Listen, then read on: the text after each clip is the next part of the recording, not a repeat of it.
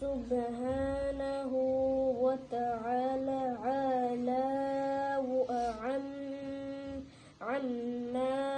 يشركون. سبحانه وتعالى عما يشركون.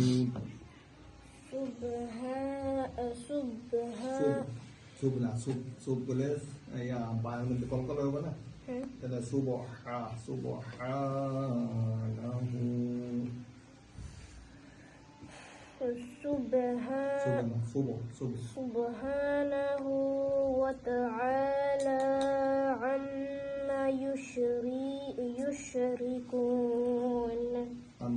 সাথে করেছে, অতএব তোমাকে যে আদেশ দেওয়া হয়েছে তুমি তা খোলাখুলি বলে দাও।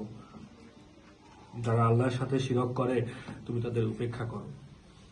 এই বিদ্রুপকারী ব্যক্তিদের মোকাবেলায় আমি তোমার জন্য যথেষ্ট। যারা আল্লাহর সাথে অন্যকে মাবুদ বানিয়ে নিয়েছে তারা অচিরেই তাদের পরিণাম জানতে পারবে। হে নবী, আমি ভালো করেই জানি ওরা যা কিছু বলে তাতে তোমার অন্তর সংকুচিত হয়। অতঃপর তুমি তোমার মালিকের প্রশংসা দ্বারা তার পবিত্রতা ঘোষণা করো এবং তুমি নিজেও সাজদাকারীদের শামিল হয়ে যাও। হে নবী, যতক্ষণ পর্যন্ত তোমার কাছে মৃত্যুর নিশ্চিত ঘটনাটি না আসবে ততক্ষণ পর্যন্ত তুমি তোমার মালিকের ইবাদত করতে থাকো।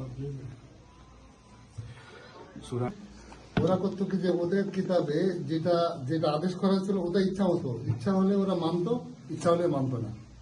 তার মানে তারা কোরআনের কিছু অংশ মানতো আর কিছু অংশ মানতো না। এটাকে ওলামা কেরামরা বলছেন যে এটার অনুনাম টুকরো টুকরো করা, মানে ভাগ করা। আচ্ছা, অন্য তাফসিরে আসছে, সিরাত ইবনে হিশামে আসছে যে এর অর্থ হচ্ছে যে জাদুবিদ্যা বা ভবিষ্যৎ মানে কাহিনী অথবা পিছনের কাহিনী। যেমন ওয়ালিদ ইবনে মুগিরা একবার কুরাইশদের কোন এক কুরাইশদের এক জনসভায় হাজির হয়ে বলল যে সামনে তো হজের মৌসুম, এই যে সামনে এই মাসে তো হজ, ঠিক এরকম সময়, ঠিক আমাদের আলহামদুলিল্লাহ আমাদের পড়াটাও এরকম সময়।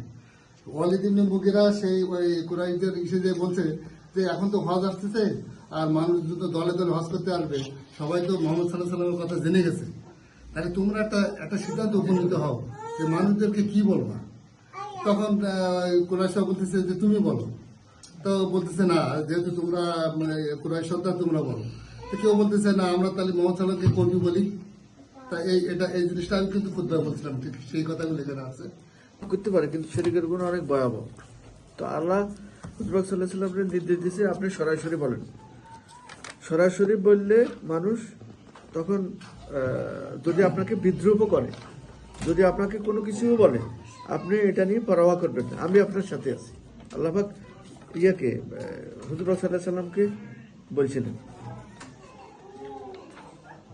যেমন এখানে আবার 95 আছে, বিদ্রুপকারী ব্যক্তিদের মোকাবেলায় আমি তোমার জন্য যথেষ্ট। মানে আল্লাহ পাক যারা বিদ্রুপ করবে হুজুর সাল্লাল্লাহু আলাইহি ওয়াসাল্লামকে, তাদের মানে আল্লাহ পাকই যথেষ্ট। তো এই জন্য হুজুর সাল্লাল্লাহু আলাইহি ওয়াসাল্লামকে বলছে যে প্রকাশ্যে দাওয়াত দেওয়ার জন্য।